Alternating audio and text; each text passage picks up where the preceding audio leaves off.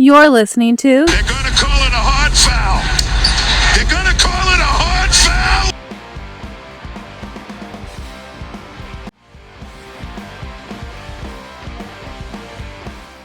Tuesday night, Coach. Back at TD Garden. They won the first two games of this series there. And defending this title, they ran into a wall, turned it over a lot more than they are accustomed to in Game 3. But they have answered the bell. Teams that go up 3-1 go on to win 96% of the time. The last team to overcome a 3-1 deficit in a best of 7. Got to go back into the bubble here in Orlando when the Denver Nuggets took down the Clippers in the Western Conference semifinals. All right. They're going to call it a hard foul. It's 3-1 Celtics after the Celtics split down in the Magic Kingdom. Mike, we are brought to you by the what? Fan First Sport Network, bitch. That's right. That's right. The Fan First Sport Network, bitch. Mike, do you want to kick us off? You want me to go? How do you want to do this today? Oh, well, it's two good games in Orlando. Very competitive, physical games. Celtics leave Orlando up 3-1. That third quarter in the first game, I think, is the reason they lost the first game, where they just kind of fell apart. Yeah, that was the worst basketball I think I've ever seen them play, this rendition of the Celtics anyways. Yeah, Kristaps Porzingis really struggled the first three games of this series, and I thought one of the keys to victory last night was Joe Mazzulla's unique ways of getting KP involved in the game early, having them come off screens, pick and rolls, getting them easy looks at the basket, kind of got him going. He was able to stretch the floor a bit. And obviously, game tied at 91-91. They do an alley-oop to him out of the timeout. It's not a great pass by Tatum, but KP's able to get his own rebound and gets an and one. And the Celtics never looked back from there, Jim. Just a huge play, an important play, because this series could have gone back 2-2. But the Celtics were able to pull out a tough victory on the road. Yeah, it was, what was it, 91 with like, under 4, right? Yep. And then I think Tatum himself outscored the Magic 9-7 for the rest of the way. Mm-hmm. So it just, I think, goes to show, like, if you can just score enough against this Magic team, you're going to be okay. I think I said to you last night, if you hold them under 25 points in this fourth quarter, you win the game. And they had 23 points. They had 98 for the game. So it's just a matter of the Celtics not getting caught up in the bullshit, I feel like, or slowing down and trying to do what the Magic want you to do on offense, which is to, maybe go through your first action, your second action, and which the Magic are really good at taking away, and then going into iso ball late in the shot clock. What the Celtics did a little bit last night in the fourth until the last 4 minutes when they woke up and got going again. I thought Mazzulla did a lot of nice things yesterday in the game, especially early on to get Porzingis going. I thought having him, with Derek White in the screen and roll action, you didn't really see Porzingis do that all that much during the regular season, certainly not during these first 3 games. And the Magic just were so concerned about his three-point shooting that it was wide open. What do you have? 2 uncontested dunks and another layup, and then they ran another similar play where the ball started out with Al, and I think it ended on a Tatum alley-oop to KP, but it got him in rhythm offensively where he was really stuck. And I think he even missed a early jumper or something, early post up in that game where he still felt out of rhythm. Then the next thing you know, he's hitting a couple threes, right? Because it just he's more in rhythm. He feels a lot more comfortable. So good on Mazzulla. I thought there was a lot more cutting that opened things up. And the other thing that was interesting, and this happened in game 3 quite a bit too, Mike, is they're taking Tatum and they're going right up Banchero, which would not be the matchup I thought they were going to attack at the beginning of the series, but they are attacking that over and over again, and it feels like easy money a lot of times for Tatum in that matchup. That surprised me. It certainly surprised me. You pointed out in game 2 how good Banchero was defensively, but Tatum just had no problem going at that matchup at all. I don't know what your thoughts on that, but I just did not see that coming. Yeah, Jim, and I just thought that overall they were just giving Tatum one-on-one matchups, whether it was Banchero or uh, Wagner, whoever it is. It's just that's there without any help. The Magic is so dedicated to that 3-point line that it's the Celtics. Tatum doing a great job, but the Celtics in general, it's really just driving to the basket with purpose early in the shot clock because there is no help at the hoop. So there's gonna be points in the paint, and really Boston dominated points in the paint last night. They're getting to the free throw line a lot more than they would in the regular season. And it's forcing them to win close games. It's forcing them to win tough games. It's going to benefit them in the long run. As far as Banchero not being able to cover Tatum by himself, yeah, I'm impressed with how easily Tatum can score on him. I'm not surprised by it though. Usually there's some help there. There's somebody in the paint ready to impede Tatum's drive to the basket, and for the most part, that's not there because they're concerned about Al Horford and Christoph Porzingis hitting threes. Yeah, he's seeing no double teams, which you never see. Teams don't do, and I know the Magic have the personnel not to do that. I wonder if they add that wrinkle in at all in Game 5. It could be playing with fire because Tatum's been so good against double teams all season long, but maybe you catch the Celtics off guard, not expecting it. Um, but no, he just dominated that matchup. And the other key last night, Mike, I think they went into halftime with 8 turnovers. They finished with 10 for the game, as opposed to the night before where they were over 20 for the game. I think it was 22, 24 the night before. In game three, they only had 2 turnovers. So there was no real terrible possessions. I know the 3-point shooting was way down, but like you said, the Magic are awesome at taking that away. In fact, they only took 27 threes last night, which is just, it's hard to believe, right? It's hard to believe that's all they took. And the Magic actually shot 5 more. They shot 32. So just a nice win last night. They took what the Magic gave them. I thought offensively they were pretty good all game long, and the Magic, they just don't have enough to score with the Celtics, and that's going to be the problem in this series.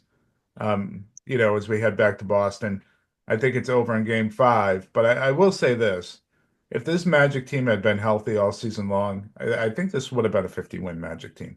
And I think this team is close. I really do. I think they're a piece away from being a real contender in the East. If they can get a good scoring point guard, that could make a world of difference. If they can get another superstar in there, I think it could make a world of difference. Because you can just see the problems they can cause, especially on the defensive end with their switchability and their size. And a lot of the Celtics' mistakes were induced by the Celtics on Game 3, but the Magic's ability to take away their first and second action and take away the three, I think, lulled the Celtics into a lot of those mistakes. And this is a good basketball team. I think as far as the first round series goes, this is probably about as a tough a matchup as the Celtics could have gotten from a 7 seed, anyways. It's a good first test. I don't think they'll face defense like this the rest of the way until the finals, if they make it there against the Thunder. But I think this is a much better Magic's team than I gave him credit for coming into the series. I knew you were higher on them, and I should have listened to you. Yeah, I mean, they started the season 13-2, right? So, and then they got those injuries to their superstars, and then they lost Suggs and their six man. So, yeah, they're a good team. They're a tough team, um, dirty team, and Yes. I think they'll be good next year if they're healthy. Um, Going into Game 5, I think that we'll have another slugfest, and it's an opportunity for Boston to pull it out in the end, like they have in almost every game of this series. I look back to Game 3. A big play in that game that stands out to me is Peyton Pritchard driving to the basket and not getting the ball to Tatum. Jaylen Brown not being in the game. This series easily could be over right now. Yeah. Um, so I do expect another physical, close game, in game 5 just because unless the Magic have quit, which I don't think is in their DNA, they're going to stay in the game because the Celtics aren't going to be able to get off their 3-point shots. So this is a new way of playing and winning for Boston, and it should help them in the long run. Yeah, and I thought that it was a nice bounce back game for Missoula too, because I don't think game three was his best. You mentioned Brown went out with about, I don't know, 5, 6 minutes left in the game with that fifth foul in game three. The Celtics, if you remember, talking about game three, there was a jump ball with about 3:12 left. When the Celtics had possession, they kept the jump ball and then called a timeout.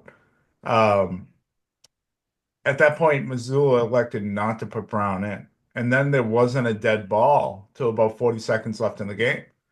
So Brown went several possessions in a one possession game, and where the Celtics really came up empty over and over again offensively, including, as you said, a key turnover, Peyton Pritchard. And, the Magic were able to get the switch they want onto Porzingis with Wagner. It was just, it was not a good situation for the Celtics down the stretch there, and I think it was part of it was Missoula not trusting his star with 5 fouls to go back in with 3+ minutes to go, which he should have.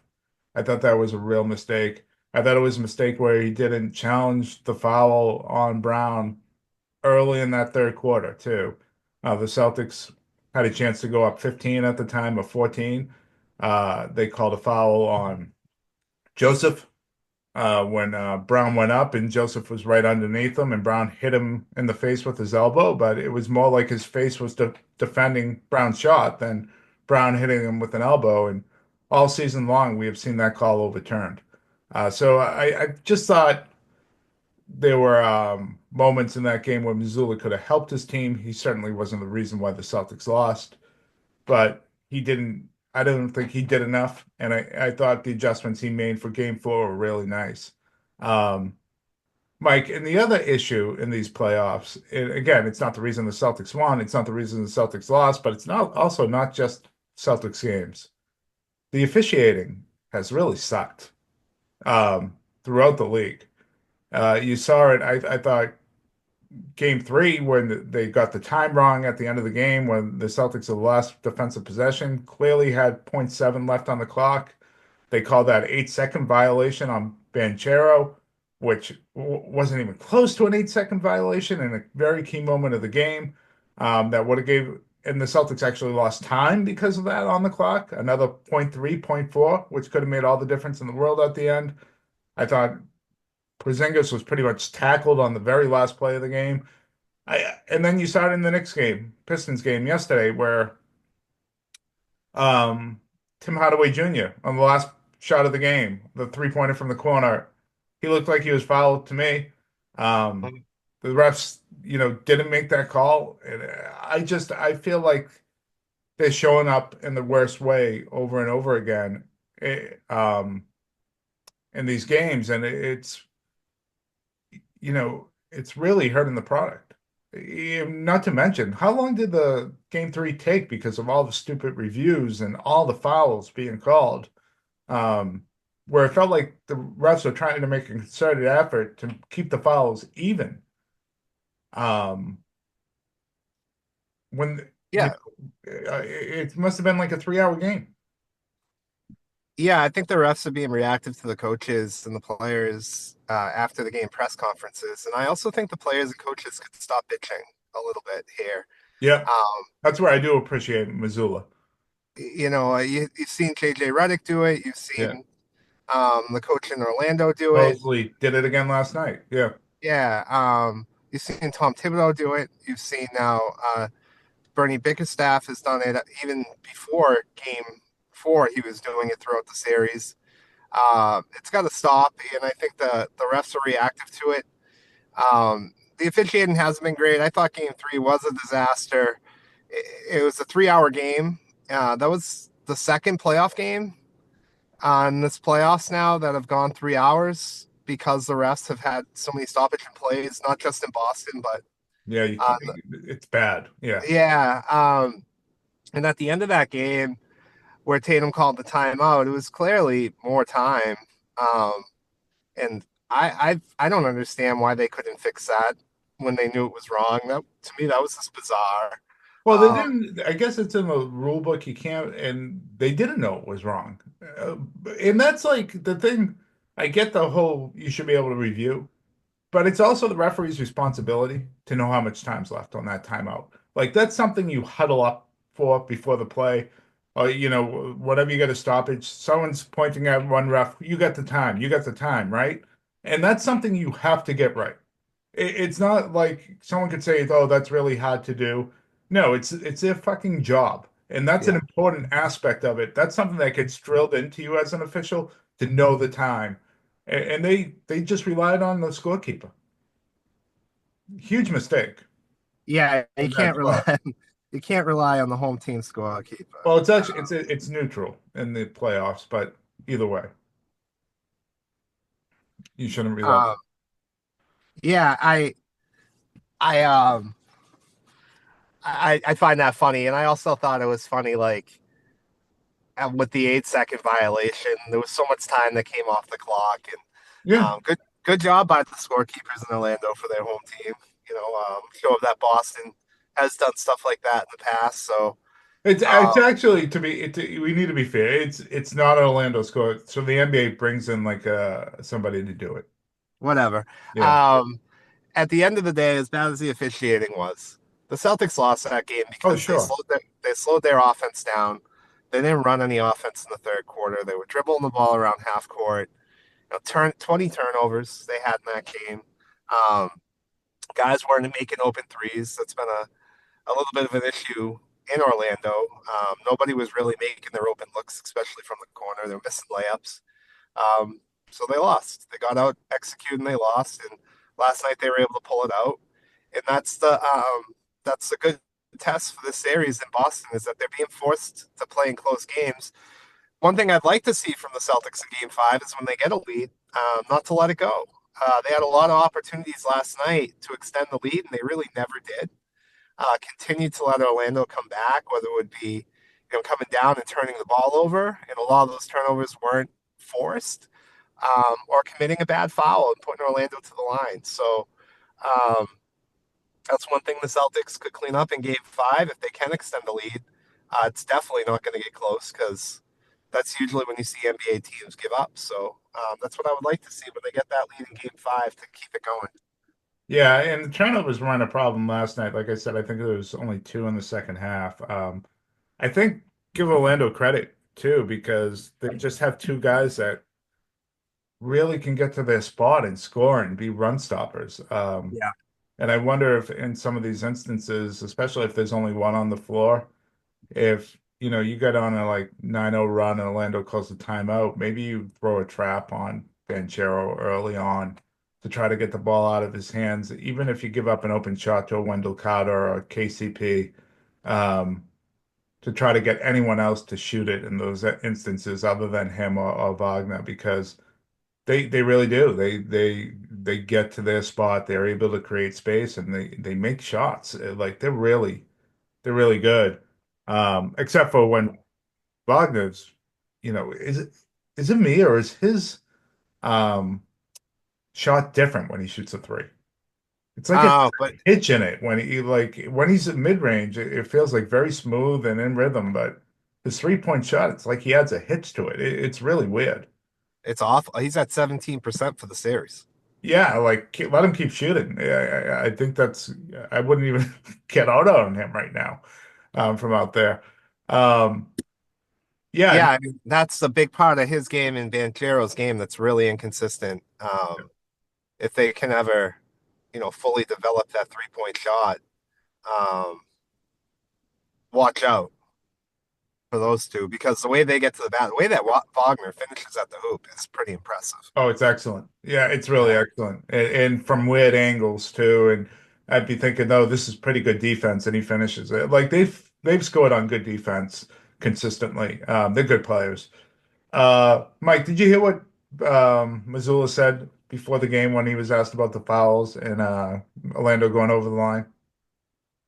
yeah, it was like the police aren't coming or something. Yeah, Nobody got arrested. no one's been arrested. I Yeah, just love that he brushes it off and like I don't care. Let's play basketball. Um, there's no bitching about it at all. The only bitch I've heard him make about the officiating was adding more time at the end of the game, which was obviously a legitimate beef. Um, yeah, Mike, does this end in five? I think it does. Yeah, I think that the Knicks and Pistons end in five too. So, we can start thinking about that next series. So I think it's right around the corner. Yeah, yeah, that could end in five. I don't think the Pistons are going to lie down. I don't think the Magic are going to lie down either. So both the Celtics and Knicks better be ready to go because I think those two teams, I don't think there's quit in them. But they certainly both series can end in five. I think they both will.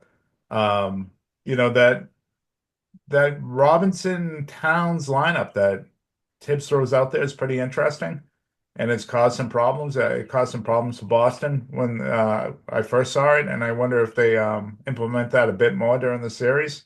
Obviously, it hinders you some offensively, but it creates a lot more offensive rebounds, and defensively, I think it helps Towns quite a bit Yeah, to have Robinson out there. I don't think the Pistons have attacked Towns enough in this series. And it gets maybe to your Bernie Bickerstaff not being a good coach that you've been on. I thought there was one real huge mistake in the game last night by Bernie Bickerstaff. It's 40 seconds to go. The Pistons down a possession and they call a timeout. yeah, And what do the Knicks do? They take Brunson and they take Towns out. yeah, and they get their defense in game. Yeah, and I'm just thinking to myself, no, you got Kate Cunningham. Just go, run a screen, and just have him attack Towns. I have him attack Brunson, who's clearly hobbled on the defensive end. You're going to get a great look, and instead they turned it over and allowed them to set it up. I mean, what the Knicks probably would have done is they had a foul to give, and they probably would have taken the foul and made the subs, but good because now they need to play defense completely honest without fouling in that situation. So Right. just I thought coaching really hurt the Pistons down the end of that game. And I like Bernie Bickerstaff better than you have, but that was just a huge, huge coaching error. Eh, Got screwed too. The Pistons got screwed. oh I yeah, mean, at the end of the that's a game. foul to end that Yeah. game. I don't know how you don't make that call. Same official, Mike. Did you know that from the Celtics game? Same lead official. Yeah, it's pretty bad miss there. And then after the game, they admitted that they were wrong. And I don't know how you miss it. I really don't know how you He was miss right that there. call. He was Yeah, right there. Yeah, and that idiot Bobby Marks who works for ESPN, he's like, "Oh, that was there's no way he could have seen it from that angle. That was, and I'm looking, I'm like, yes, he's absolutely can see it from that angle. And if he can't, again, it's his job to move a step. So he can see it from that angle. Like if he's not able to, then that's his screw up. yeah. And That then was a bad miss, a bad miss call. it was, and you can't run into someone's side on a jump shot. And it hurts the Celtics because you have an advantage there if that series goes seven. Um, Yeah. oh, that was tough. I was I really don't, I hoping. don't, I don't think the Celtics need many advantages against the Knicks. So that's I don't think the Knicks are playing better, and it could be a somewhat competitive series. But when I say somewhat competitive, maybe five. I just don't think this Knicks team matches up against the Celtics whatsoever. The Magic match up better against the Celtics than the Knicks do. Yeah, they do. I'm sure that the league really wants a 6 or 7 game series though, so it'll be interesting to see how it gets officiated if Boston goes up 2-0. Yeah. Yeah, I mean that's definitely a factor in the playoffs. Um, doesn't give the Knicks a real chance to win the series, but gives them a chance to go six if it's 40-10 at the free throw line when we're in New York. So Yeah, and the calls yeah, that Brunson gets, and he's gotten them in this Piston series, are just stupid. ridiculous. He plays like Embiid. He is. I've been saying that. I've been saying that since last year. Um, and he doesn't have to either. That's the part that like drives me crazy. You don't have to play that way. And the refs reward him. Yeah, so My other thing with the Knicks is I don't know if Brunson has it to make it through another physical series. We'll see. He seems to get banged up a lot. yeah, Um, yeah, I'd be concerned about him being available in a deep series against the Celtics. So Well, we'll see. I wonder if the Celtics play Holiday Tuesday night because Well, that was my next question. What's your concern level with him? I don't know. Like I don't know. Hamstring can be bad. Yeah, and he was so good in that last Knicks game on Brunson, and just overall that I think having him available and healthy is much more important next round than in this round. Um, so I wonder if he goes if he's even if he's just 80%, I wonder if they rest him again on Tuesday night and hope to get him back and healthy for this next round. Because even if the Pistons ever came back, you would need him against either of these teams. Yeah.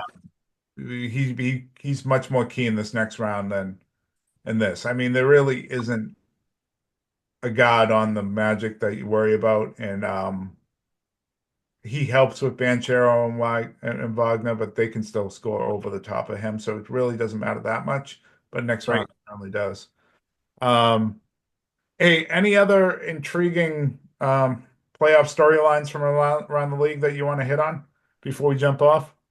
Oh, that Aaron Gordon buzzer beater was unbelievable. That series is unreal.